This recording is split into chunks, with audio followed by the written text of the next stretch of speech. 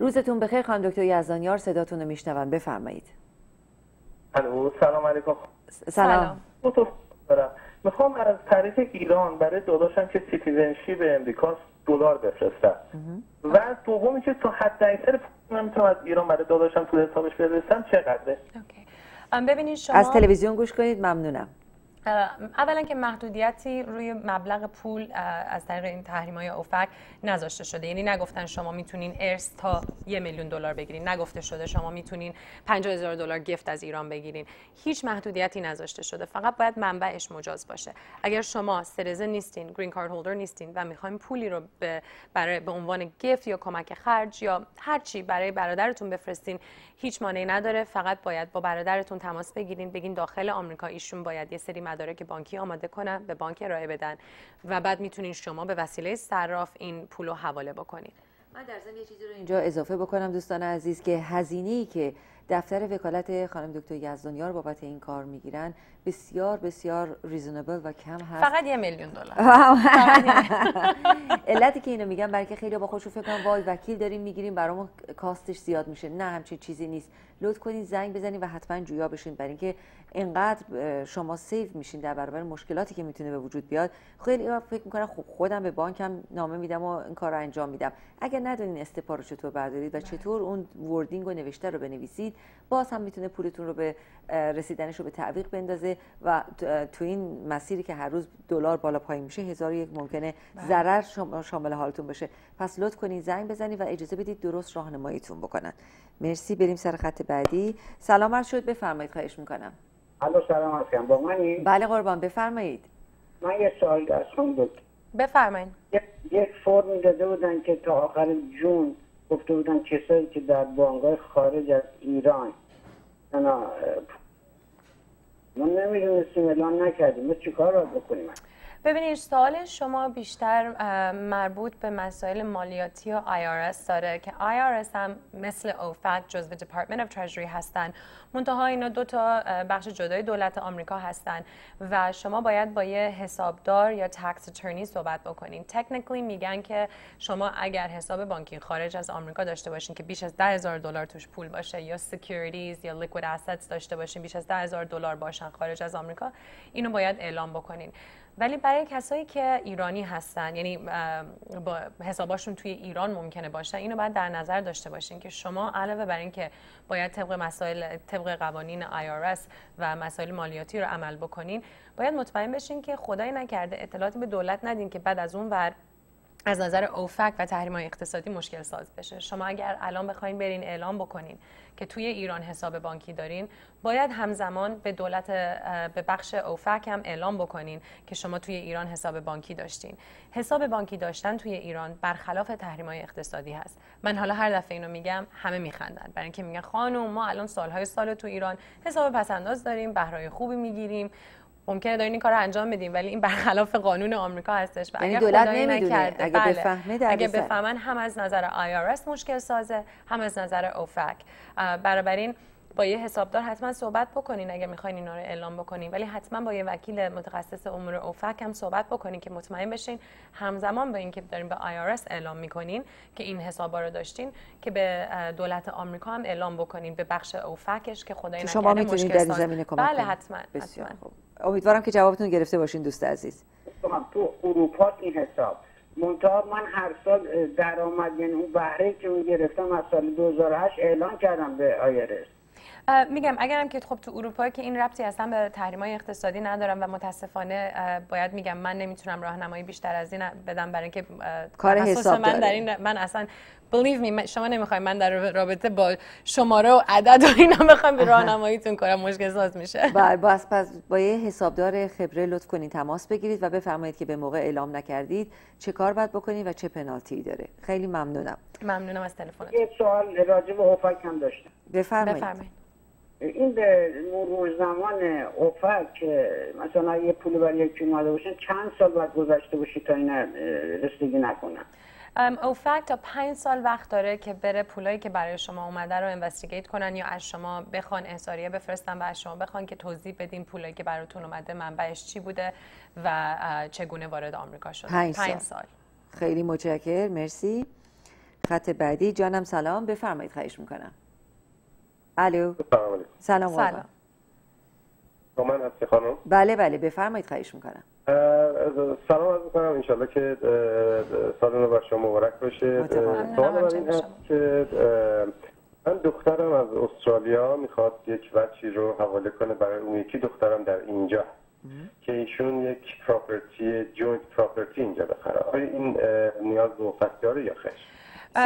سوالتون خیلی خوبه، برای اینکه خب تکنیکلی نه، برای اینکه خب استرالیا که تحریمی بر علیهش نگذاشته شده، مسئله نیست. شما میتونید خیلی راحت مستقیما از استرالیا پول بگیریم و به استرالیا پول بفرستین.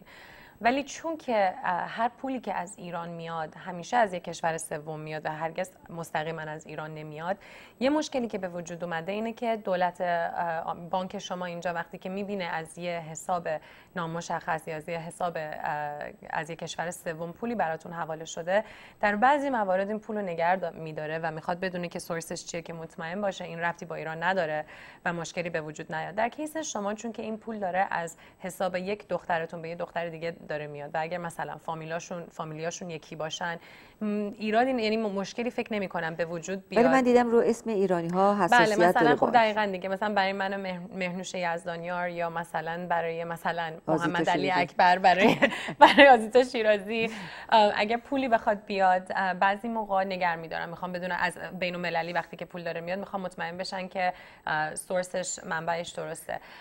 پس به عبارت خانم یزدانیار بهتر این هست که وقتی میخوایم یه مبلغ بالایی رو به هر حال $100,000 $50,000 هر چی میخوایم برداریم بیاریم، خوبه که زمینه سازیشو بکنیم، از قبل به بانک اطلاع بدیم که برای اینکه وقتی بانک استاپ میذاره یکی دو ماه فقط بعد شما بدوید که ببینید پول کجاست و بتونید اینو آزادش بکنید. چرا دردسر درست کنیم و اگر از قبل بگیم هیچ مشکلی نیست. میتونیم با دفتر ما تماس بگیریم یا ایمیل کنیم، من یه مقدار دیتیل بیشتری بگیرم در مورد این ترانسفر، مبلغش رو دقیقاً، اسم کسایی که روی حساب هستن و اینا، برای که نمیخوام الکی براتون بگم او بعد این کار انجام بدین اون کار انجام بدین دردسر به وجود بیارم. اگر راحت میتونه پول حواله بشه بدون که اصلا دخالتی از وکیلی باشه تو کار، ولی اگر احساس کنم که برای شما سیف تر هستش حتما راهنماییتون میکنم و میگم دقیقاً چه کار بکنید. دست شما در نکنه. امیدوارم جوابتون گرفته باشین دوست عزیز. بسیار متشکرم. بعد من زنگ میزنم خدمتتون که اطلاعات بیشتر بگیرم. تقاضا میکنم. خدا نگهدارتون. دوستان عزیزی که تازه به ما پیوستن، در کنار خانم دکتر مهرنوش یزدانیار، وکیل رسمی دادگاه‌های کالیفرنیا و فدرال آمریکا هستیم، یکی از وکلای بسیار خوب و با سابقه در کار اوفک و خیلی مسئله مهمی است که ایشون تمام وقت 3-4 سال گذشته خودشون رو در رابطه با اوفک گذاشتن و رها کردن افرادی که به دردسر افتادن و به زندان افتادن و غیره و تونستن در این زمینه بسیار مفید باشن. امیدوارم که اگر میخوایم پولی وارد کشور بکنید با توجه به تمام مسائلی که در حال حاضر در جهان بر علیه مسائل منافع ما ایرانیان هست، راه درست رو پیش بگیرید، با وکیلی که متخصص اوفک هست صحبت بکنید که به دردسر نیافتید. دویدن بعدش ارزشش رو نداره و میشه با هزینه بسیار کم این موضوع رو از قبل مسیرش رو مشخص کرد که مشکلی ایجاد نشه. بفرمایید که چه پول‌هایی اجازه داره که به اینجا وارد بشه بدون اینکه بخوایم لایسنس بخوایم؟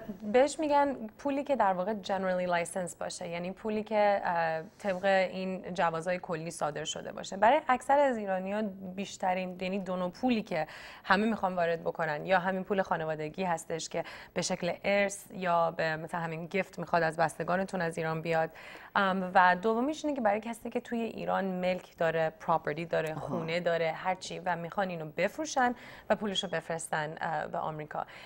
تا فکر میکنم 22 اکتبر 2012 شما قبلا باید درخواست جواز، بهش میگن specific license، یعنی باید از دولت آمریکا مجوز میخواستین تا میتونستین چیزی رو توی ایران بفروشین و حساب بانکی توی ایران باز کنین و به وسیله صراف این پول رو به آمریکا بفرستین. ولی فکر میکنم انقدر تعداد درخواست جوازها زیاد شده بود تو این مدت، برای که آنستی من فکر میکنم که دولت آمریکا اصلا هیچ ایده‌ای نداشتش که چقدر ایرانی‌هایی هستن که دارن داخل آمریکا زندگی میکنن و چقدر این تحریما داره فشار زیادی روشون میذاره. بعد ما خود دفتر ما هم خیلی با دولت تماس گرفتیم، با همین Office of Foreign Assets Control نامه پشت نامه براشون نوشتیم، مخصوصا برای کسایی که توی اون بحبوحایی که یهویی دلار خیلی گرون شده بودش. خب خیلی‌ها بودن واقعا همه اسطاشون، تمام زندگیشون قیمتش نصف شد، یه سوم شد. یعنی خیلی بد بود. بعد ما همش که چی دست رو دست منتظر جواز از دولت آمریکا جواز صادر کنه که اونا بتونن اسطای خودشون رو بفروشن و وارد بکنن. خیلی دوران مشکلی بودش و خوشبختانه میگم 22 اکتبر اینا قوانین رو تغییر دادن و گفتن که حالا فروش ملک، فروش هر نوع پراپرتی، استی داخل ایران مجاز هست، به شرطی که اولا شما اینو قبل از اینکه سیتیزن یا گرین کارت هولدر بشین، در واقع قبل از اینکه گرین کارت هولدر بشین اینو دریافت کرده باشین، یا اینکه بعد از اینکه سیتیزن شدین و بعد از اینکه گرین کارت هولدر شدین اینو ارث به شما رسیده باشه. بعد شما میتونین اینو بفروشین یا وکالت بدین به یک فردی که اینو براتون بفروشن و اون فرد میتونه این پول رو برای شما به وسیله صراف حواله بکنه و دوباره ما اینجا فقط باید قبل از اینکه این پول به حساب شما ریخته بشه یه سری مدارک قانونی هستش که باید آماده بکنیم و به بانک ارائه بدیم که بعد که این پول وارد حسابتون بشه براتون مشکلی پیش نیاد. یه سوال اینجا برای من پیش میاد. شما فرمودید که باید ملکی باشه که قبل از اینکه گرین کارت گرفته باشیم. حالا زدیم بعد از گرین کارت گرفتن در یه سفری که دوستان رفتن ایران یه خونه و آپارتمانی هم خریده باشن. متاسفانه بعد از می 1995 سرمایه گذاری توی ایران غیر قانونی شدش. و سرمایه گذاری یعنی چی؟ یعنی شما حساب بانکی باز کردن توی ایران، بزنس زدن توی ایران یا خرید ملک. وقتی که شما چیزی رو توی ایران می‌خرید، زمین، خونه، آپارتمان و اینا، این تو دید دولت آمریکا یه فاینانشال نیو اینوستمنت توی ایران دیده میشه. بنابراین در اون کیس باید اعلام بکنین به اوفک که من نمیدونستم، من این کار رو انجام دادم، نمیدونستم، حالا دارم بهتون میگم، حالا دیگه مثلا خدا شما میتونین کمکشون کنین؟ بله، ما یه کاری که انجام میدیم بهش میگن a voluntary self disclosure. درست برای مثل همونطور برای کسایی که مثلا حسابای بانکی خارج از ایران داشتن، خارج از آمریکا داشتن و ریپورت نکردن به IRS، تا یه مدتی IRS فرصت میده که شما بیاین voluntary self disclosure فایل کنین. همچنین اجازه میدن برای کاری که خدایی نکرد برخلاف تحریم اگه عمل کرده باشین این رو اعلام بکنید. در حقیقت میگید من نمیدونستم و اشتباه کردم. حالا خودم دارم به شما به زبون خودم میگم من اینو نمیدونستم، اشتباه کردم. اونو به شما میبخشن، اما بعد اون پروسس و مراحل توسط یه وکیل انجام بشه که شما سیف بشید و مشکلی براتون ایجاد نشه. درست. ممنون. خط بعدی رو بگیریم. حتما. خانم دکتر یزدانیار صداتون رو میشنون، بفرمایید. خواهش میکنم. الو. بفرمایید. لطف کنید صدای تلویزیون رو کم کنید که صدا راحت‌تر شنیده بشه. سلام. سلام قربان. من الان صدای خودم رو دارم میشنوم. سلام قربان. ببخشید میخواستم بگم شما که دم از ایران بودن میزنین یکم خانه‌تون برطرف نمیشنم. صداشون متاسفانه درست نمیومد که چه مسئله رو دارن مطرح میکنن. دوستان عزیز وقتی لطف میکنید و زنگ میزنید بزرگواری کنید، صدای تلویزیونتون رو کم کنید که ما بتونیم صدای شما رو واضح داشته باشیم و بفهمیم که چی دارید مطرح میکنید. با خانم دکتر یزدانیار صحبت میکنیم با تلفن 310 780 6360. دفاتر ایشون در منطقه بیولی هیلز، در منطقه اورنج کانتی، در سان فرانسیسکو هست و هر چند وقت یک بار هم به نیویورک سفر میکنن که از قبل ما در اینجا اعلام خواهیم کرد که دوستانی که ما هستن من هفته دیگه دارم از 9 اپریل تا 15 اپریل نیویورک هستم. متاسفانه 9 و 10 آردی وقتامون پر شدن، ولی برای بقیه سفر توی خود منهتن هستم. برای هر کسی که توی ایست کوست هست و دوست داشته باشه برای مشاوره تشریف بیارین با کمال میل براتون وقت میذارم. چندم هستین؟ 9 اپریل تا 15 اپریل. 9 و 10 متاسفانه میگم وقتا پر شدم، ولی برای بقیه سفرم حتی ویکند حاضرم با کمال میل براتون وقت بذارم. دست شما درد نکنه. سلام عرض شد. خانم دکتر یزدانیار صداتون میشنوم، بفرمایید. خواهش میکنم. سلام علیکم. سال نو مبارک. مرسی. ممنونم. شما ممنون. من یه سوال داشتم. من سیتیزن امریکا هستم و برادرم سیتیزن کاناداست و در دبی ساکن هستم و شرکت دارم. می‌خواستم بدونم اگه ایشون یه پولی از طریق شرکتشون برای من بفرستن این مجازه و من میتونم مثلا ادعا کنم که من در این شرکت سرمایه گذار بودم و شریک بودم و هیچ ربطی اصلا به ایران نداشته. اگر شرکت ربطی به ایران نداره و هیچ گونه ارتباط تجارتی با ایران ندارن و هیچ گونه مثلا واقعا به ایران هیچ ربطی نداره، هیچی نمیفروشن از ایران، نه از ایران چیزی رو وارد میکنن و میتونین اینو نشون بدین، این هیچ عیب و ایرادی نداره. شما میتونین از دبی یا از شرکت دبی مستقیما براتون اینجا پول فرستاده بشه و همچنین میتونه از کانادا